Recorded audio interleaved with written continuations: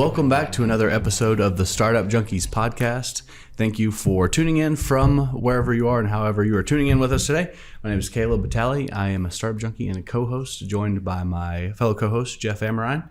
How's it going, Jeff? Another great Navy day. Yeah. Glad to be here. And for listeners or viewers of the podcast, a familiar face in Michael Iseman. How's it going, Michael? It's going well. Glad Thanks for having me to have back. you. Yeah, absolutely. We're excited to be joined by our special guest today, Philip Mudd. He's a CNN analyst, former deputy director of the CIA's Counterterrorism Center, and he served in the FBI's National Security Branch. Phil, thank you for joining us today. Thanks for having me. Yeah. Give us the origin story. What I want to know is this, and you've answered it before, but Do you want a truthful answer or do you want a good story? I guess the listeners will decide that. And either way, it works, right? Either way, it Truth works. is relative. The truth is relative. Sure, you can have your own facts, I guess. But the thing that I found interesting in looking at your background was you had an undergraduate degree and an advanced degree in English, I believe. Yeah. Talk about how you go from being master's in English to a lot of time in senior executive roles in CIA and FBI. I think that would be really interesting. It was, I wish I speak to high schools sometimes and occasionally colleges, and they ask about careers. I had an accidental career, and the beginning story is so absurd that it's hard to believe. It's hard for me to believe, but I wanted to teach when I got a graduate degree in English. My mother was an English teacher, and she inspired us to love reading. I still love reading. I wanted to inspire teenagers to read in high school. So back in the pre-internet days, I sent out maybe 37 letters to high schools and went 0 for 37. And I sort of wish in retrospect they hadn't responded. They all responded. No. And so I took a horrible, I should say in retrospect, technical writing job in DC because I wanted to live in DC. I grew up in Miami, Florida, but my family originally was from DC. My dad called me one day. You're not going to believe this. In the old Orange Bowl, the guy who sat next to him in the Orange Bowl, we had season tickets to the Dolphins for years when they were good. The guy who sat next to him said, I saw an ad in the Wall Street Journal, the CIA's advertising for people. And again, in the pre-internet days, it never occurred to me to go to the library and find that ad and get the P.O. box. I was living in DC. I had a Chevy Chevette I got on the Beltway and drove over to CIA headquarters with a resume. And the security officer, I drove up to the front gate, looks at me, and he's like, you could see these eyes. Look, moron, this is the CIA. We don't drive up in Chevy Chevettes with a resume. No kidding. He said to go to some nameless admin building in DC. I drove up there. They took the resume. I had one of those old answering machines with the flashing red light. About a month or two later, I get it. Hi, my name is Joe. My number is 703, which is a Virginia area code, whatever. Would you please call me? I'm like, that's the CIA. That was it. Wow. And Cool. that ended, I thought, I was an early Gen X, I guess. I thought I'd spend 2 years, and I spent 25 doing CIA and the FBI. Wow. Very cool. That's amazing. I mean, it's a winding road for where we end up. There's no doubt about that. But you've had a bunch of interesting leadership positions. You've learned a bunch of stuff about what it takes for organizational success. You do management consulting and whatnot. Talk about some of those key things that you've learned along the way that when you're advising leaders that are really important for them to understand. I mean, I'm happy to do more consulting for your audience. I don't do that much of it. My life after has been a lot of media. I did serve actually until about a week ago as a CNN commentator. I just recently retired. Life is getting quieter. But when I talk to people like Michael, who's here today, and I have done this occasionally in the past decade, there's just a couple of basics that you've got to think about. One is how to get people better. Mediocre mission, great people, you can win. Great mission, mediocre people, you can't win. So conversations about every opportunity with a person in a team is a chance to get better or worse. And that has metrics attached. What do I want to do with Joe or Mary this year? How can we get them better? How do we talk to them about that to make them part of the conversation? And how do we ensure that they end up better this year than they were at the beginning of the year? So people. Second, mission focus. You cannot do 5 things at a time. I want you to describe to me in one sentence, which I refer to as a call mom sentence. I want you to call mom and say, this is what we do and why. And if you have to spend a paragraph explaining it, you are not ready for game time. The last thing I would say is something I would refer to as thinking backwards. Where do you want to be with this person, with this mission objective in the space of 12 months? So let's say in December of 2023. And instead of saying, how do we grow from today, say that's the objective a year from now. Let's work backward and say, what would we be doing month by month with mission and with people to ensure that we get there in a year? It's working backwards from a goal instead of just saying, how do we improve day by day, which I think is too linear. Yeah, you visualize what that endpoint is and then figure out what are the steps you got to take. I mean, if you're a sprinter and you say, I run 100 meters in 13 seconds, and wow, I improved to 12 seconds this year, I'm going to say, that's really slow. And the sprinter might say, I just improved a second in course of 1 year. What's the end state, and how do we get to the end state? Not how do we start here and how do we improve? It sounds simple. Yeah. It's not. Yeah, Michael dragged you in here. How's it impacted what you do? I can't wait to hear this. At Anchor Tree. This is your opportunity to give some KPIs on Phil, right? How's he done? So Phil and I started working together about a year ago, and he had previously known and worked with the chief operating officer of Acre Trader, Garrett McClintock. And Garrett said, hey, here's this guy. He built out the counterterrorism department for the CIA after 9/11. Very different than growing a farmland investment company. But wait a minute. Are you really sure that Garrett wasn't MI6? I mean, I think that Memphis accent might just be a fake. May just be. He kind of seems like a James Bondy kind of guy. Yeah, Have you ever seen Garrett? Can't sneak around. So we obviously it's a very different line of work, but scaling an organization with a very large mission, we thought, okay, there could be some similarities here and some things to learn, and so we've been working together for the last year. And I think that there have been a number of things, just how people work. Like these are all, whether it's a government organization, a large organization, or a scaling company, we're all people companies. Yeah. And so there's a lot that we've worked together there, and then just around communication as well. And Mud's given me some stories about spending time like in the Situation Room at the White House, and he actually wrote about this in his book, where I'm not briefing the president, but I am communicating with the executive level often and thinking about what is their problem they need to solve, rather than all of the information and context that I have. And he's helped me really crystallize that and think about solving other people's problems rather than communicating everything that you have. And I mean, I would be interested in you sharing the Situation Room and briefing the president, and how you think about that, and how, I mean, it can go wrong and it can go well. Michael's referring to an instance. I saw this a lot in my career. I made a mistake it must have been about 2002. I couldn't believe the mistake, but it's the concept around it is decision advantage. If I have a project and I'm going to the CEO, or in this case, President Bush, do I present the project, which would be the default for a lot of us? Or do I say, what's in the CEO's mind? How do I fashion what I'm going to say, again, more challenging than it sounds, so that I can scratch his or her itch instead of just presenting what I want to present, which is my area of expertise, my project. I always tell folks, 90% of what's in your head, 80%, 70%, I'm sorry, you got to have the humility to say not relevant. I'm going in to talk to Jeff. What motivates Jeff? So I'm going in to talk to President Bush in 2002 or 2003. This then CIA director, a great management leadership technique. He used to bring us people like me to talk to President Bush pretty often. I mean, it's really, if you don't make a ton of money, you want a motivator, go talk to President Bush in not that long after 9/11 about a counterterrorism issue. Mm-hmm. That's in the Oval Office with the vice president, the national security advisor, the homeland security advisor, the CIA director. I don't know who else. There's about 8 of us in there. The issue was we had an informant in Al-Qaeda. Just give me 1 minute. It's a fun story. You can have as much time as you want on this. This one. Is a great story. This may be the coolest thing we've ever talked about. Director Tenet called me on a Sunday night. CIA director called me on the secure line and said, I want you to talk to President Bush tomorrow morning about the informant. In other words, you got 12 hours to figure out what you want to say. So I defaulted into what I call left to right thinking. Let me present what I know, as opposed to let me figure out what the president's decision is. And that's going to be the heart of the story in a minute.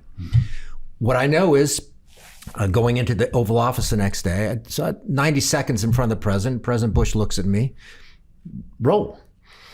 I'm about this far away from him. So I go through what I thought was a great 90 seconds. We have an informant in Al-Qaeda. We did not have a great informant base at that time. Our knowledge level of Al-Qaeda wasn't that good. This informant is quality because the informant has been around for a while. He's given us what we call actionable intelligence, information that we can use elsewhere so we can validate him. Also, and this never happens, other Al-Qaeda members at a senior level talk about him on, I could say this now, on comms. So you can't, getting that what we call validation in the spy business. So we know he's made. He comes out, the informant, and tells us, the operators I talked to at this case in the operational areas of Pakistan, Afghanistan, where Al-Qaeda senior players were, those operators are saying the next big one is coming. Okay, you're talking a year after 9/11. There's only one thing people in this country care about, and there's only one thing the White House and everybody, and that's Al-Qaeda. Yeah. If you have an informant who's validated, who says the next big one is coming, the interpretation would be 9/11 is going to happen again. What a horrible, horrible 90 seconds. Let's step back for a second. The president has to decide not only what do I know about an informant? Why does the president have to know about an informant? What do I have to do? Do I have to talk to the American people? At that point, the president and the vice president were separating at times at high threat to ensure they weren't in the same place. You might have a question about, do I move the vice president? Do I cancel events in Washington? He has to do something. So he looks at me and says something on the order of, there was a major event coming up that I will not reveal. Should I cancel this? I'm obviously, with Vice President Cheney and others in the room, not the highest ranking person in the room. I made one of the dumber mistakes of my career. I start shaking my head, thinking I shouldn't speak, but my gut was, no way. President looks at me and says, why do you say no? And the CIA director's like, oh, Jesus. We have Mr. Mudd here with the Homeland Security Advisor, the National Security Advisor, and the Vice President in the room telling the president whether or not to cancel an event. He's like, you can't make... Anyway, so light bulb. The decision is not to present what I know about the case left to right to the president. The decision is, like when you're presenting your project, what's his decision? How do I rank this threat to determine how aggressive to be? Well, I immediately say, Mr. President, I talked to you about the value of the informant, access, reliable information over time, references to him in communications. But when we look at high-end counterterrorism information, especially related to attacks, we look at specificity of time, when will it happen, place, where will it happen, device, how's it going to happen, and people, who's going to do it. We're 0 for 4 in that. So despite the quality of the informant, I put this at a mid-level in terms of threat because we can't give you that specificity. Okay, first 90 seconds, I'm telling him, sit up, do something. Factual briefing, perfectly accurate. I'm presenting what I know. Second 90 seconds, I'm anticipating what he needs to know, how to rank this, and he's going to say now, factual briefing, but based on that second half, no. Well, wait. And I'll never forget it. The difference between presenting what you know and presenting what the decision maker needs to know based on determining what the decision is. I will never forget it. I'm still sort of like, I need a drink. It's just like, I regret. I'm sorry, Mr. President, for those 90 seconds. If you're listening, I wasted your time. And that had to be a pretty low humor crew that was in there with the president. I talked to the CIA director and the FBI director thousands of times. Sure. The president maybe a half dozen or 10 times. Not really what the podcast is about. I found him to be pretty funny. Yeah. Pretty engaged in what I did. Yeah. His questions were quite good. He made a few jokes that I will not repeat on this podcast that I'm still laughing about. Funny one joke. I can do this in 20 seconds. We're there in the sit room, and this is another meeting. This is not the Oval Office, the White House, the famous White House Situation Room, which is not far from his office. I'm sitting next to, maybe 12 feet away from President Bush, next to CIA Director Tenet, who was a great guy, and I got along with him really great. So Bush looks down and says, so what do you think? And he's looking sort of, and so Tenet starts, the CIA director, my supervisor, 4 levels above, starts answering. And the president looks at him and says, no, George, I want to hear what that guy says. So we get in the limo going back to the CIA headquarters, which is 20 minutes from the White House. And I looked at the director, who had a good sense of humor, and said, I'm sorry, Mr. Director, but when I'm there with you with the president, typically he's going to want me to speak and maybe not you. And the director is like a string of expletives show up. It was a great humor in national security is rare, but you take it where you can get it. So something that obviously like we all can take for granted now that we didn't have another 9/11 in the decade after 9/11, and there's obviously a lot that goes into that, and you were a part of that.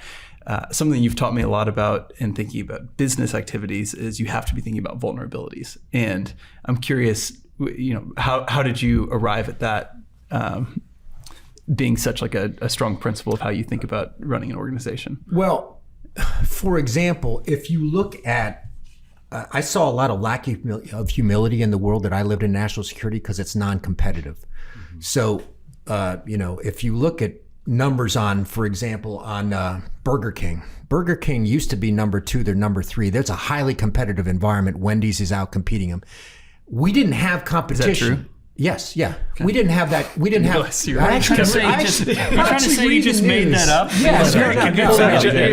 No, let's fact check that. Delete that from the website if it's wrong. But no, I was just reading stories about Burger King changing leadership, saying we're slipping to Wendy's. Anyway. So there's a problem in a non-competitive environment, a secret environment. So you look around and ask, some things happen. One, mistakes. We missed the 1979 Iranian Revolution. We missed something I was involved in was 1998. I'll never forget it when India, surprisingly to us, not in retrospect, but at that point exploded a nuclear device for testing. We obviously missed 9/11. I went up to New York with Secretary Powell for his speech. I drafted part of that speech. That's not a great moment. And so you look in a non-competitive environment at mistakes and you look in the mirror and say, do I have the humility to say, why did that happen? And that should not happen again.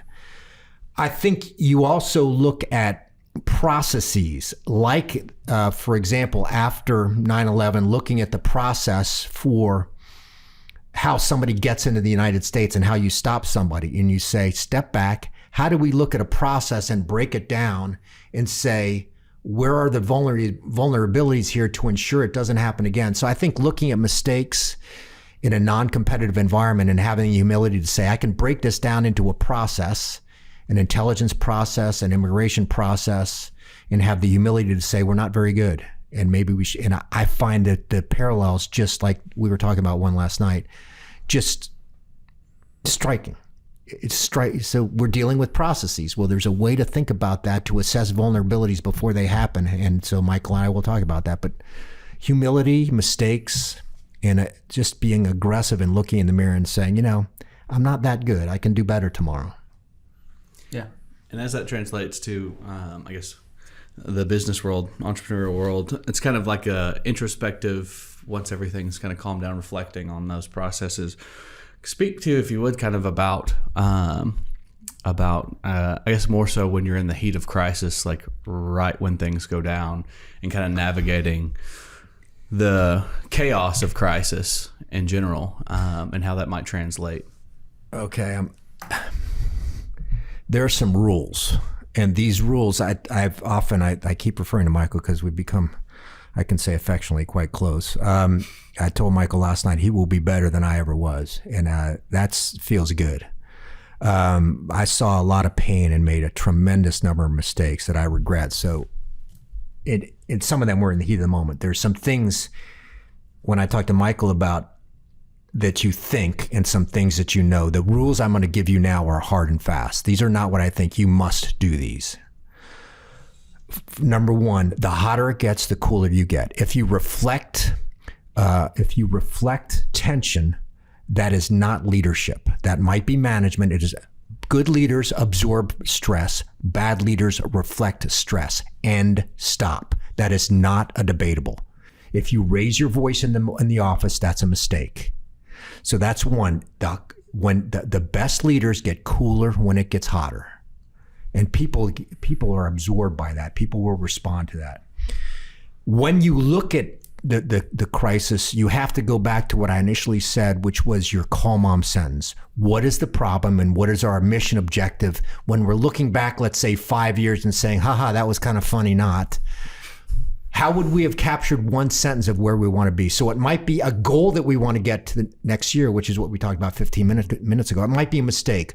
We did this, and the best way to respond to this, or the appropriate way, is that, and it better be one sentence that mom understands. You can't operate in crisis unless you have clarity yourself, and that's one sentence. I don't mean 3, and I don't mean 2 dependent clauses. Call mom. The last thing I'd say is, and this is a little bit more my old life, and I'm not sure how much it applies, but there's a filter in my case, a 4-stage filter that I wish I had known early on. I did not. 1, what is the law? 2, what does the regulation or the internal policy in your company say?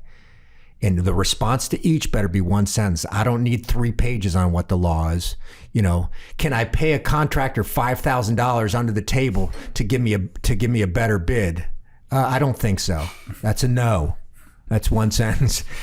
So what is the internal regulation? So forget about law. What does my company allow me to be? One of the best guides I ever got. Can you explain this in one sentence to the local paper? One sentence. And if you're stumbling, A, you're not ready. B, it might be that you're not in the right place, which are different questions. And D, law, regulation, local paper. D, can I explain it in one sentence to my mom, which is basically ethics. So when you get through the issues of mission clarity, cold under pressure, focus, you go to that 4-level process. And if you can come out on the end with 4 yeses, yes law, yes regulation, yes mom, yes newspaper, you might be in a decent place, as long as you're not deluding yourself. Mm-hmm. Not a lot of nuance there. Because I think in crisis, nuance is not good. Mm-hmm. For example, if in the number of business entities that have asked me for help, you want to say, what are you trying to do? I want to understand that. And there's not ambiguity, because I think if the answer is a page long, whether it's government or the private sector, the workforce is not going to understand a page. They're not. We're here to make farming more transparent for more customers, and to make farming what I would call retail. I mean, I get it. I don't know anything about money except how to spend it. So, anyway. No, it's great advice. It's great advice. And a lot of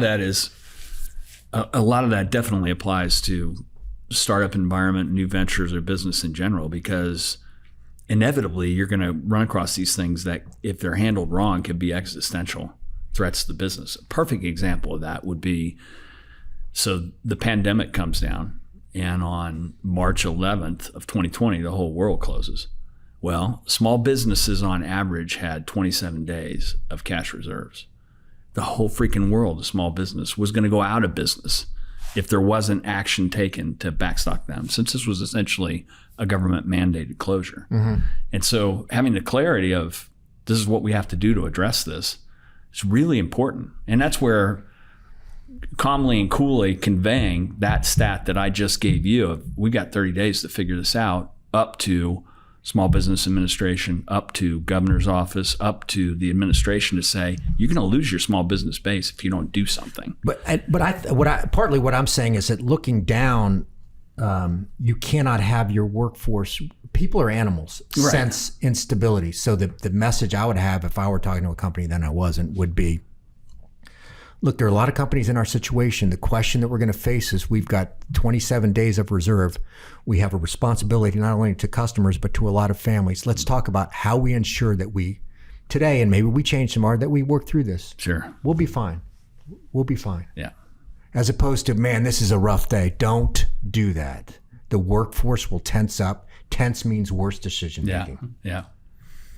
And you can sense that too when it's animal. The pitches go up. Yeah. There's a level of anxiety. There's no doubt about it. Yeah. Sometimes a relative versus absolute measure as well. So if you're going just on the absolute measure of did we beat yesterday, like that could be a no. But then I think about like the Bubba Gump Shrimp Company, where just staying alive was all they needed to do to be an incredible business. And so Forrest Gump reference. I love as that. the world has shifted, like we're obviously in securities and in the investment space, like the whole market has shifted quite a bit in the last year. And so measuring ourselves against maybe what we thought was going to happen in 2021 when markets had been performing incredibly well compared to this year. It's like you have to be able to adapt your plan and adapt to the circumstances in the market as well. Yeah, I mean, it's good. I mean, and your advice is really very important. We saw the supply chain disruption as well, which has caused massive difficulties for businesses of all sizes. And a lot of that, I think it was a little bit of a wake-up call where people could take a step back calmly and say, first of all, why did we ever have single points of failure? Any kind of network, whether it's a technical network or supply chain, you have to have resiliency and redundancy, right? Multiple sources. People began to realize who again thought it was a good idea to have a single source in an adversarial nation that might just decide to not supply us, as an example. Yep. And then that woke people up to say, well, we've got to either vertically integrate supply chain, we got to diversify. We can't just be reliant on that single node that might fail. So some of these adversarial things, the people that end up being good operators calmly look at it and say, hey, we did it because everybody did it and there was expediency. Now we got to rethink this. We got to look at those vulnerabilities real seriously. And there's a personal piece of it too, which is, this is a bit far afield, which is to look in the mirror and say, look, the corporate board, or in my case, the Senate committee, might look at what you did last week or last month or last year on diversifying in terms of supply chain, or in my case, obviously on what we did in pre-Iraq war with Al-Qaeda. We're all dust to dust. That's okay. Don't look in the mirror and think that you're somebody so important that you can't be replaced. So yeah, the corporate board's going to come back after me for we screwed up the supply chain, or for counterterrorism stuff. It's okay. Let me try to do better tomorrow. And if they want to crucify me, if they want to crush me, that's okay. It's all right. You're not a bad person. You try your best, you move on. You're not a bad person. Let it go. So the leadership philosophy is something that I think, and I talk about a lot, and it's not always the best philosophy for upward mobility in organizations, but it's this idea of when things go well, you pass along all the credit, and when things go poorly, you take all the blame. I don't see a hell of a lot of that in government, to be honest with you. What are your thoughts about that? I mean, you strike me as somebody that thinks this through and has invested a lot in teams and making sure you've got the right people in the right seats. What do you think about that? Boy, I think that's true. Boy, that's a really good question. Can we do this like tomorrow or something? I'm going to give you the beginnings of an answer. I did a lot of adversarial. Adversarial hearings. That is going typically for me, occasionally open hearings, but mostly closed. That is secret or top secret level hearings. So you're in front of anywhere, in my case, 300 congressmen to 12 senators, and especially leading up to the Iraq War, that's adversarial. I raise that because whether you're looking at the pandemic or intelligence, or there's a committee being organized now by Republicans to was government weaponized, or the question of should we? What's the question this week? Should we eliminate gas stoves or whatever? You can't go in for a conversation in an politicized environment like today, and this is not anti-Democrat or anti-Republican, it's anti-politics. I got out of government because I got sideways with the Senate committee and I said, I'm out. You can't go in and say, this didn't work right. Let's have a conversation about if you're nominated by a Democratic president, you're going to get crushed by Republicans. If you're nominated you can't go in and talk. The people I worked with, not universally, but were pretty talented, not universally, but were trying to do the right thing. When I go into a committee, when I used to go into, my first question had to be, where are they coming from? Because I want to help, but I don't want to be stupid. That is, I'm not going to hide stuff from them, but if I just play into their game, we can't have a conversation. So it's like a two-dimensional chess game. Right.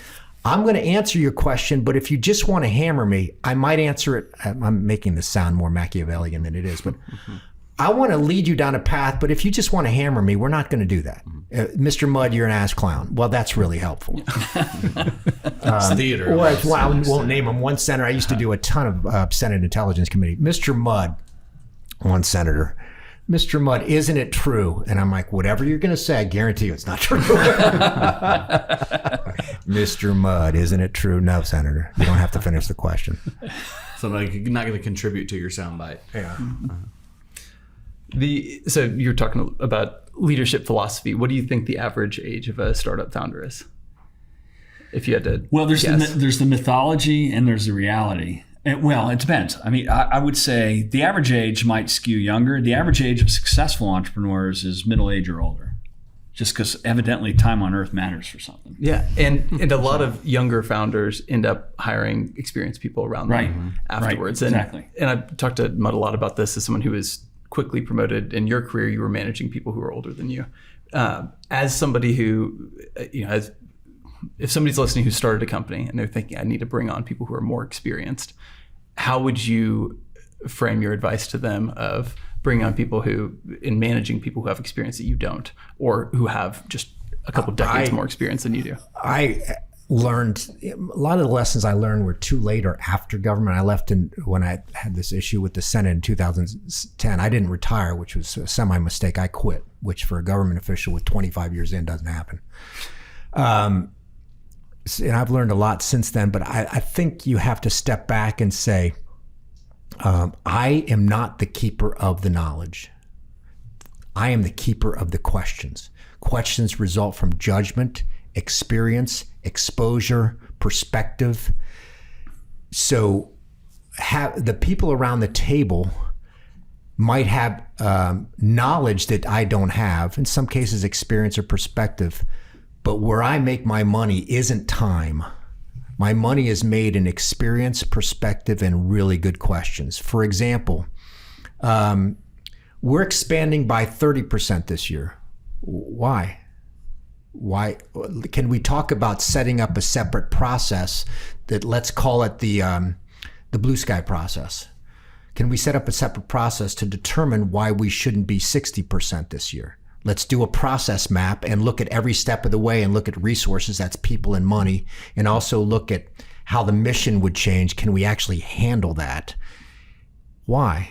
Well, that's because we can't hire enough people. Now that's interesting.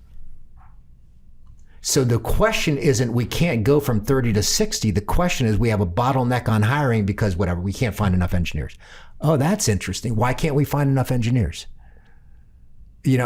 I found the head of the table gets people around the table with incredible talent, many of whom, this is not humility, this is just my experience, will have more talent. They may not have the experience, judgment, maybe humility. I had a lot of brilliant people who lacked humility. Are you wrong? How do I ask questions to determine if you're wrong? We own that case. We're all over that subject. Are you really? You'll never lose. In other words, somebody who's going to commit a terrorist attack in Atlanta, Georgia. You're never going to lose them. Why do you think that?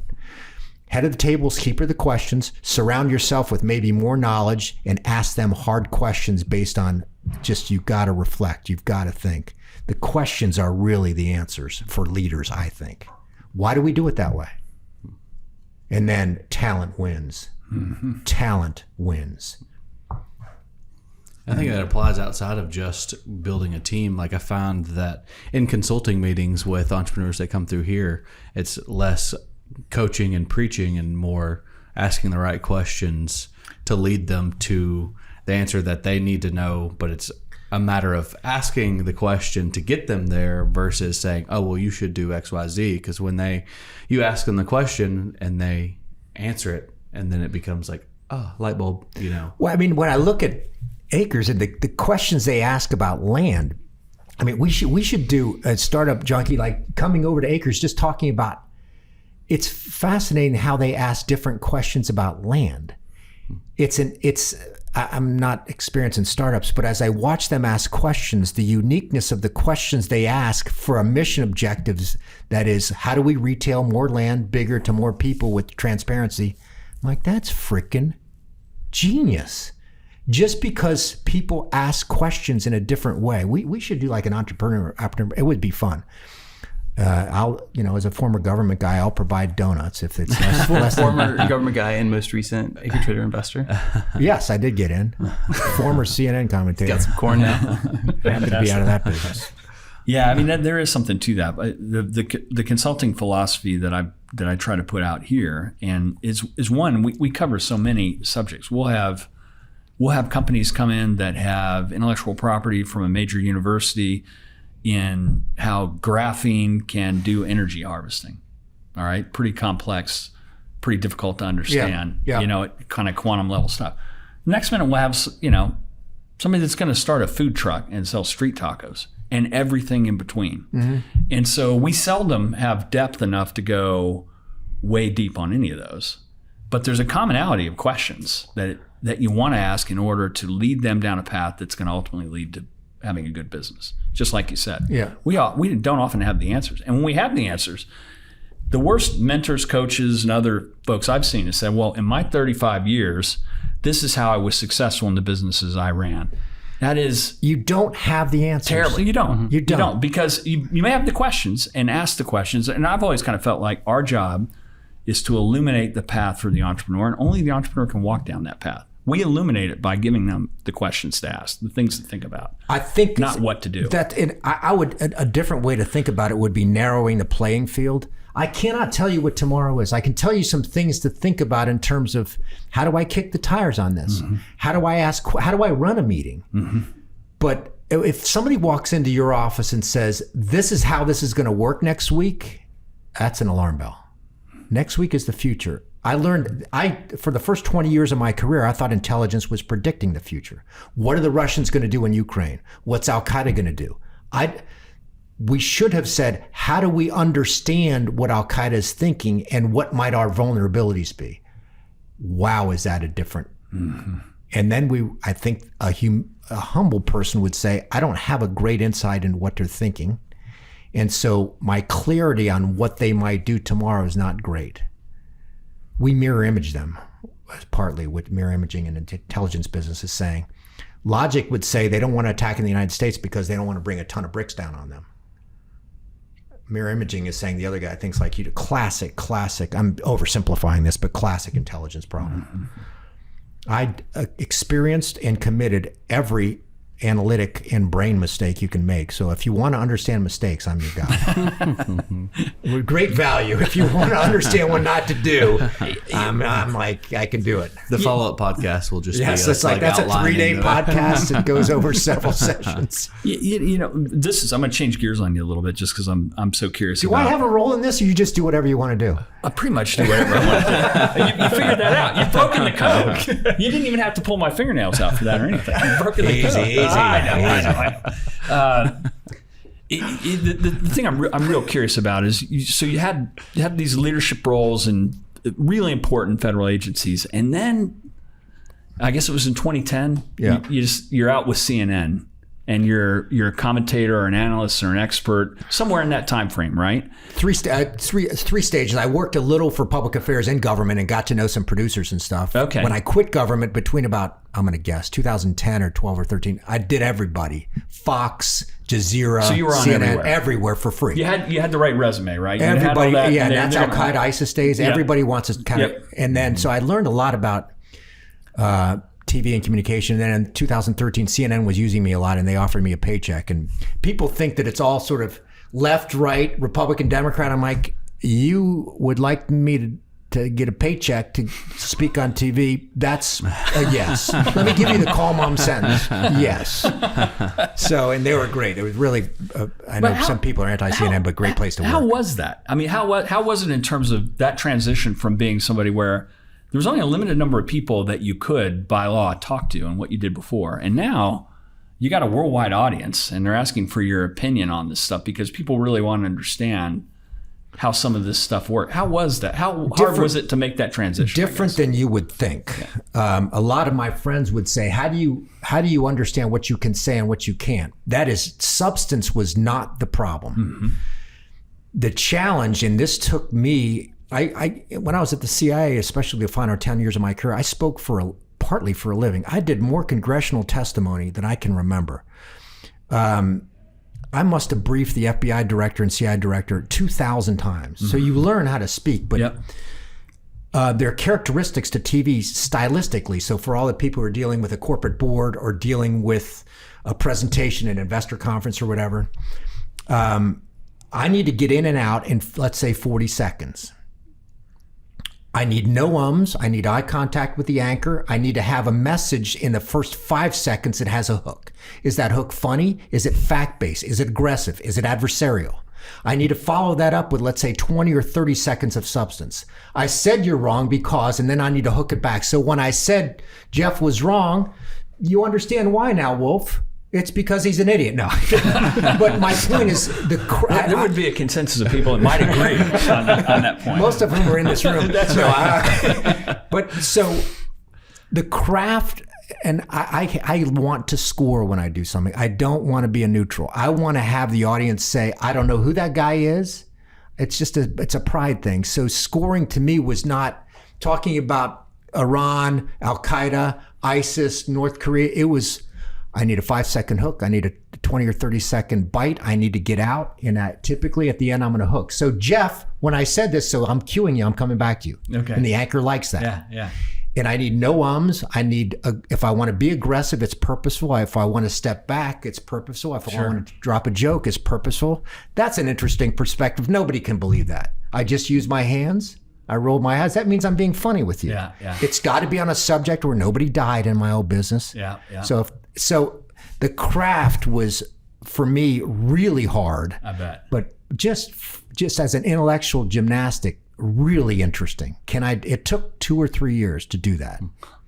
I can do a minute. I could do 2 minutes with Senate. Do 40 seconds and do it 4 questions in a row. And we don't practice. There's 1 million people watching, and you can't do a redo. Right. It was. I really it's live. Jazzed. Yes, it's live, right? All that stuff all is live. Yeah. Whatever it was, 5-second delay, and you think that they give you the no. Philip, we heard that Martians landed in the New Mexico CIA training facility today. What do you think? That's an interesting question, Wolf. Well, let me give you Wolf.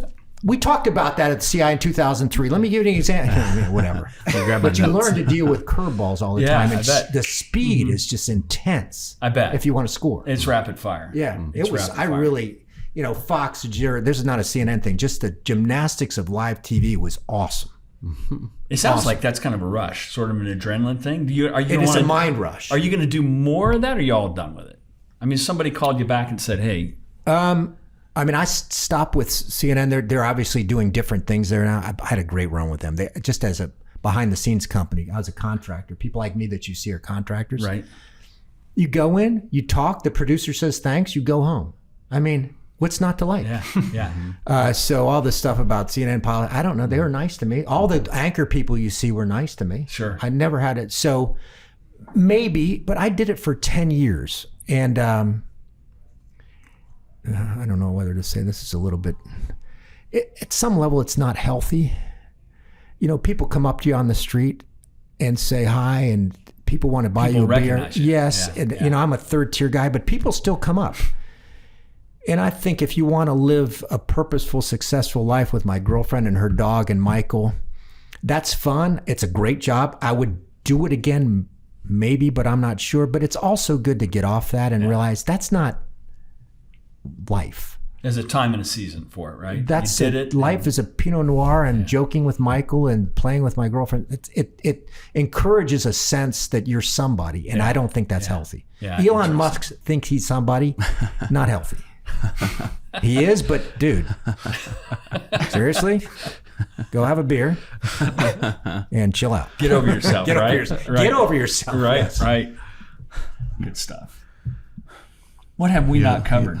Well, I have some questions, but they're like tangents at this point. Well, launch in. I had some notes Call around. Akers and then I'll answer them on the phone. Well, I just had some notes. I was curious to get your take on just kind of the from an entrepreneurial business perspective of the impact of geopolitical uncertainty and the necessity for cybersecurity protection, and just how do you be resilient and protect what data you have, what you're building in times of kind of geopolitical crisis. Boy, I'm not an expert on cyber. I do have some analytic thoughts on this.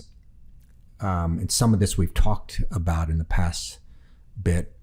The first is the C-suite has to be involved. This is not a cyber problem. This is a reputational risk. This is a business risk. This is a client risk, especially where money is involved. My general view would be to, let's say, every 6 months, aggressively attack, or maybe it's every year. The C-suite has to be saying this is appropriate, and we have to have the humility to say we're going to get hurt. So where are the places we're most likely to get hurt? If a cyber person walks in the room and says, we got it, you have a problem, aggressively attack those every year, every 6 months, whatever. See if you can get people around the table where you ask the questions, what we were talking about before, the questions that ensure that you can get around the people who say, we think we got it. That's the questions I want. Why do you think that? The other, I would also say prepare for, you've got to do next day prep. So our financial information was stolen. Our website was hacked. Personal information about clients were taken, and some of those people are now getting spam based on the fact that we own their emails. Plan for that. And I'd close with saying, this is really cynical but real. You're doing that testing and the C-suite involvement for the worst, and to challenge your workforce who's going to want to say, we do this for a living, we got it. But I want to be able to tell investors and the board when they say, I want my call mom sentence, we just got our website hacked and we're a sales company of whatever. Really hurt. How did that happen? I need a one sentence. We're doing X, Y, and Z. I'm not going to be defensive. We're doing X, Y, and Z. We really got hurt. That's the next steps. Well, how did this happen? Well, we did do biannual this. COO, CEO were involved. These people, this is the document. I want to protect the C-suite to say, you don't want to say, we thought our CISO had it. Mm-hmm. That's a mistake. Mm-hmm. But also I go back to saying, I'm confident that quality CEOs and COOs might be able to ask harder questions. Why do you think our client data is so secure? When's the last time you tested it? Who tested it? What happened with Target years ago, and why couldn't that happen to us if it happened to Target? Just don't humiliate people, but FBI director got all the time, we got this operation covered. And I'm like, okay, that's a problem. The operation does not come to the director of the FBI unless it's hard. Why do you think the Russians have held back on more active and pervasive cybersecurity attacks on businesses and infrastructure in the U.S. during the war? And I know that it might be somewhat an unfair question, but from a small business standpoint, from a cybersecurity standpoint, a couple of guys that run a cybersecurity company partnered with us, partnered with an insurer, and right as the war kicked off, we said, we've got to be prepared. Agreed.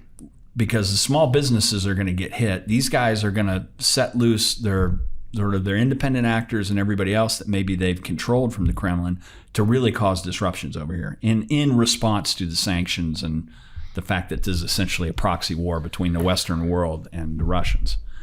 So why haven't they done more? Or maybe they've done more and we just haven't seen it.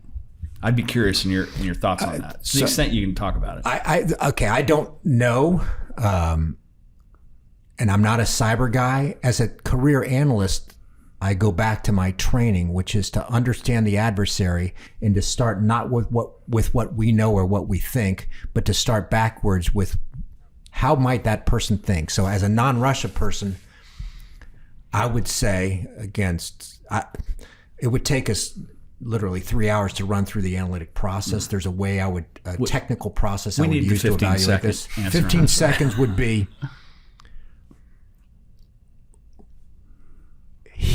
Putin may see that we could do more. For example, there's a question about tanks. How do I calibrate how aggressive to be with the Americans to make sure I'm bringing the Americans some pain, but I'm not sure I want to do too much where there's more unification of effort saying we need to expand support for Ukraine. Number 2, unification. If I do that and I start doing that with the Western Europeans, the Western Europeans are still, they've been fairly unified on Ukraine. Do I want to do something that almost guarantees that the Western alliance is going to be more unified?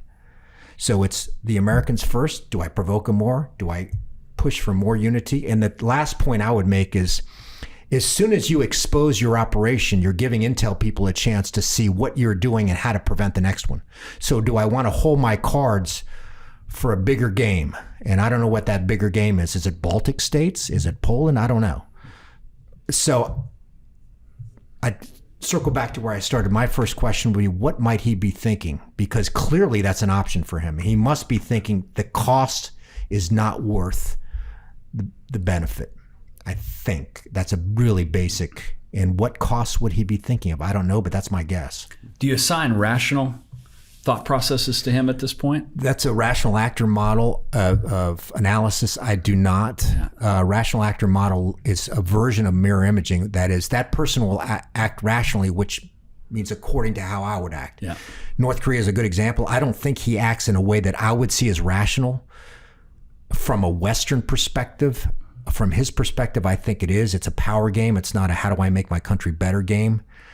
So I'm not a fan of a rational actor model. I think it's a mistake. Yeah, it's interesting. I wasn't in the position you were in, but I was in the height of the Cold War, an ICBM launch officer, and we always used to assign to the Soviets at that time that it was an irrational ideology that they were mostly pursuing in a rational way. We thought we understood them.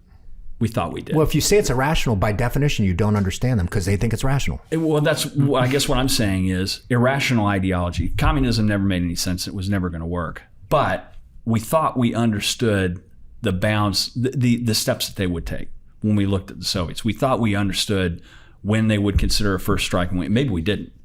The thing we always used to say about the war on terror and dealing with the radical Islamists was completely irrational ideology that they're going to pursue in a way that we perceive as being completely irrational. Probably wrong. I thought the ideology was remarkably rational. I thought it was one of the clearest. I mean, I've fought these guys, but some of the clearest thinking I've ever seen. Yeah. Our God ordains that we live in our society, Jordan, Egypt, according to the law of the book. Yeah. The Americans are preventing us by backing illegitimate leaders in places like Saudi Arabia from living according to the book. Therefore, we have to encourage the Americans to leave. They will leave if we make it painful. Very simple. This is a religious imperative ordained by God. The Americans are impeding So it's us. rational in their minds. Well, but as an analyst, I have to. But completely irrational from our point of view. I lived it. To me, it's perfectly rational. If you have that belief system. Yeah. Yeah, I gotcha. Yeah. I gotcha. Man, that's interesting. So is Putin going to use tactical nukes if he continues to get backed into a corner in Ukraine? If I were an analyst, I would not rule it out. And there are things that I would be doing, which I'm sure they are, which is trying to see what's going on the ground in terms of movement of tactical. But yeah. If he's concerned about escalation, and I'm not sure he is, that's a rational actor model. Mm-hmm. He should be saying no. Americans are going to start directly supplying all kinds of stuff. Mm-hmm. In terms of the battlefield, it would make sense to me. If you're just saying, can we win in Ukraine? A guy who's willing to murder people, why not? But I can only see this through the lens of saying, is that going to bring more Western, and by that I include the Germans, the French, et cetera, and the Americans, is that going to bring incredible stress on a situation that I'm already losing? Mm-hmm. I am not confident of that judgment. Yeah. And if I had analysts showing up saying, we don't see, giving me a confident answer, I'd be like, that's where you're the keeper of the question. Mm-hmm. You better bring your A game if you're... We used to assign confidence levels in government, and one of the biggest mistakes I saw was people who confuse what I think and what I know. Yeah. I'm pretty sure he won't do that. Pretty sure. On what basis? Well, and so we'll tie it back around to kind of geopolitical business consequences. Yeah, I mean, the war in Ukraine and with the Russians is bad, and it's had impacts on grain and oil and gas and all that kind of stuff. The impact of the Chinese taking Taiwan is potentially a lot worse because Taiwan is the number one supplier of chips that are essential to everything that we do. Do you think Xi has been emboldened by what he's seen between Russia and Ukraine? Or do you think it's given him pause and caution based on the response? How would you, if you were to put yourself in his head, what do you think the CCP is thinking about their next move as it relates to Taiwan? And this is important from a startup standpoint because a lot of tech startups are completely reliant on hardware they get. I would from say that if I were region. him, we're in a long game and we're winning. This is our century. The Chinese, partly because of their political structure, think in terms that we can't think in. We don't think culturally in terms of decades, and we don't think politically in terms. I'm not saying that's right. That's the way it is. Like just budgets. We can't even do a budget. Right. So if you're looking at the past, let's say, the decades of Xi's political life and looking at the expansion of political influence by China, military power, economic power vis-a-vis the Americans, and just brute, 1.x billion people. Yep. Give me a break. I would be looking at this in terms of saying every measure over time. I think from his perspective, he'd say, Belt and Road Initiative, et cetera, access to Latin America, access to Africa, every aspect of this, we can outcompete the Americans. So if I'm looking at 2030, 2040, 2050, I think Ukraine is too tactical. Mm-hmm. I'm saying I'm going to win. Do you think he can keep enough of the people behind him to not have a major revolution there? I mean, he's stomping on a lot of the liberties that the masses were starting to enjoy over there. He's got Jack Ma, and who knows where he's got Jack Ma, but out of Alibaba and Ant Group. I think because of America's experiment starting in the 18th century that we are too confident in thinking that people will revolt. If you look at the past few decades, the likelihoods of successful revolution have declined. Yep. For example, if you look in North Africa, if you look in the Middle East, if you look at the post-Arab Spring, nothing good not came so from much. Yeah. So there's the characteristics I would be looking at is wellness of the people in terms of things like health, economics, GDP growth over time. I would be looking at the extent, and we look at this, we have a confirmation bias in this country. We see stuff that's reported in the media on, for example, opposition on Facebook in China. I'm like, there's 1.4 billion people. Yeah, right. Don't. Right. So are we seeing consistent over time expansion and opposition that includes a willingness of people to lose life? So that's geographic. This is my life as an old analyst. Geographic expansion, numbers. And then the question that's really hard in this country, are we seeing a continued willingness by security forces to kill people? But my bias would be to not, as an American, overestimate the likelihood of revolution. And then break it down to a 3-day analytic process to say, here's all the characteristics we're looking at, et cetera. Can the democracies contain them? Can we contain China, or are we so interdependent now that... I do not believe we can. Yeah. I don't think so. That's sobering. Mm-hmm. That's not uplifting. And you've got a lot of content out there. American politicians can't say that. Yeah.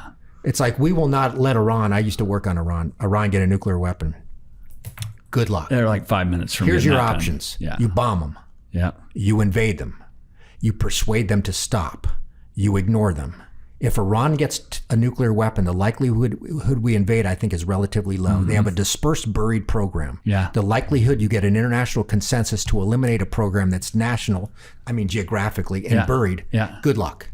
Yeah. American politicians can't say that, and I'll never be a politician.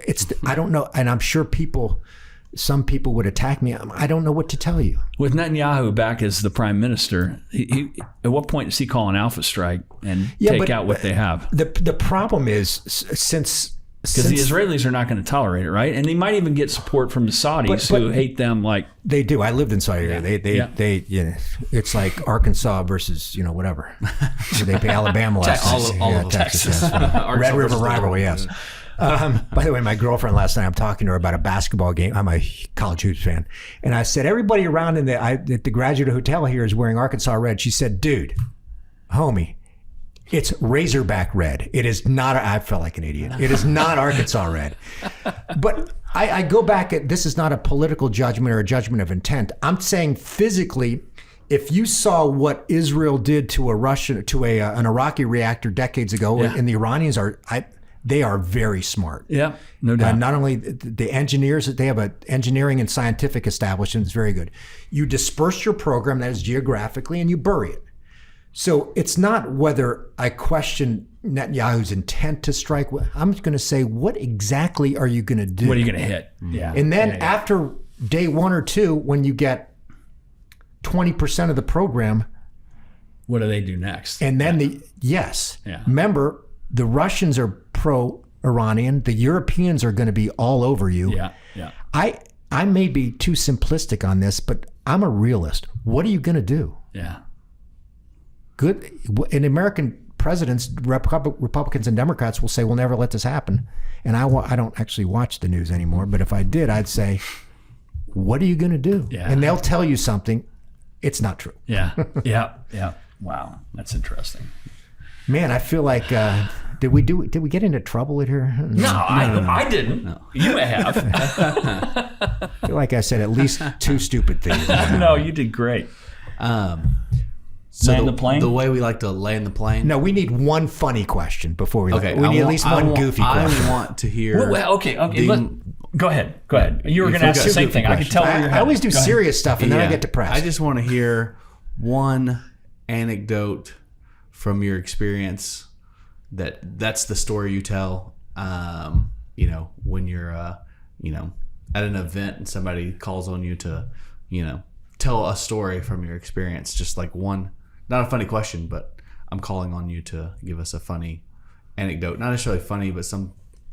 I don't know what you were going to ask. You might have a better question. What's the craziest thing you ever saw or heard a member of Congress do or say? Oh, okay, game on. Maybe leave out names. And you don't have to name I don't names, remember who the guy was. So I did one of the oddest hearings I ever did. It wasn't a hearing; it was a briefing. This is, in the post 9/11 days. That's anything anybody want to know. So a lot of people won't remember. There are gradations of threat. You'd go from yellow to orange, et cetera. Right.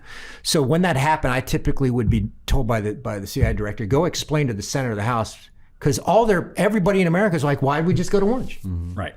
And so I went to a unique briefing. I went with that. This is so CIA. The CIA is not hierarchical. The FBI is. Another reason I can talk to Michael is I've seen multiple organizations.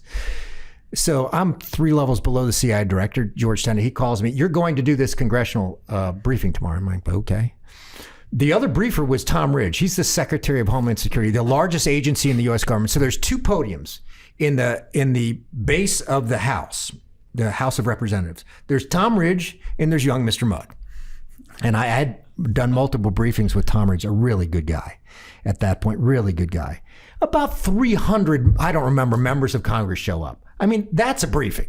I'm used to 20, 30, 50, 300, because they're like, show up and these guys will tell you what you can tell your constituents about. And so some congressmen, by the way, TMI, but the difference between members of Congress and senators is like FBS and FCS for football fans. It's like, seriously? Yeah. This guy stands up, Mr. Mudd, or it might have been to Tom Ridge, and Ridge was great, the secretary.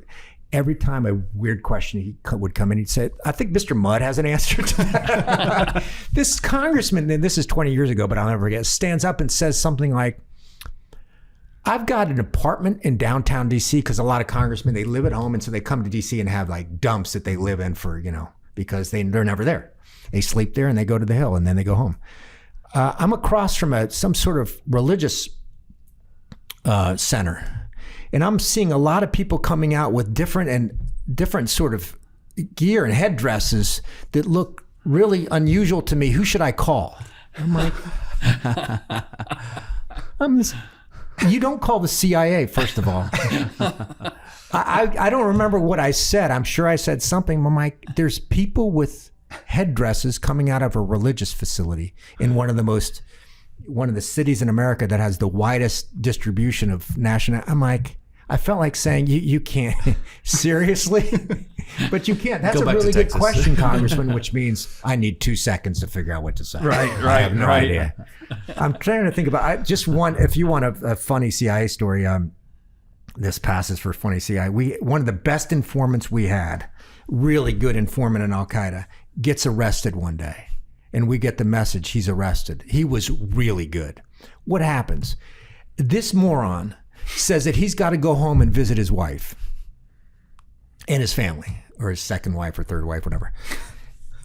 Well, he gets off the airplane, and we didn't happen to tell that country that he was their citizen, but he was one of ours. You know, that is a no-no in intelligence. You're supposed to say, "Hey, country X, we're paying Jeff." Right. He gets off the plane, and let me curb my language. This guy gets arrested.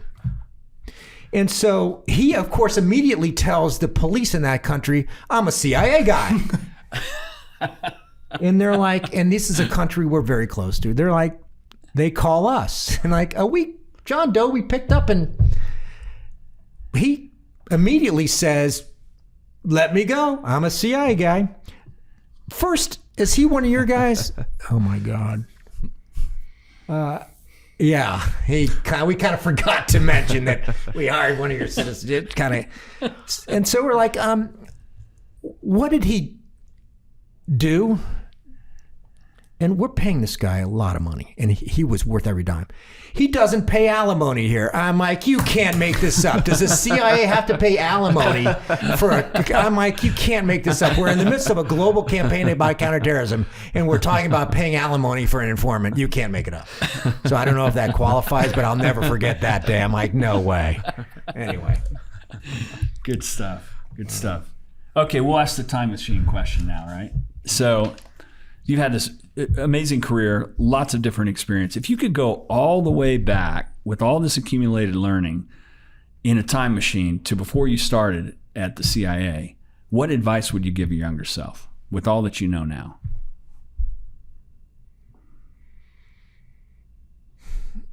I was arrogant, and I wish I had more humility. Look in the mirror and say, "You're not that good." Be polite and learn to be better. And it took me a long time to learn that I was an ass clown. It was really, really painful. I bet. So now, after 7 cocktails, it gets better. No, just kidding. Thanks so much for coming on. Thanks for having me. This Yeah, was it was fun. great. Come Thank over to you. Acres. We like to have visitors. We'll All do right. it. Thank you. Thanks, Michael. Neighbors. Thank you. Ecosystem builders, entrepreneurs, chambers of commerce, mayors. If you're interested in taking your economic future into your own hands, we've got a book that can help you. Creating Startup Junkies, Building Sustainable Venture Ecosystems in Unexpected Places is the guide. It's a little bit inspiration. It's a little bit toolkit. What it will allow you to do is take your economic future into your own hands and build a sustainable small business, innovation, and entrepreneurial ecosystem in your backyard. If you'd like to hear more, check out creatingstartupjunkies.com. The Startup Junkie podcast reaches over 100 countries and has had over 100,000 downloads. If you're interested in reaching some of the most motivated and engaged innovators and entrepreneurs on a worldwide basis, give us a shout.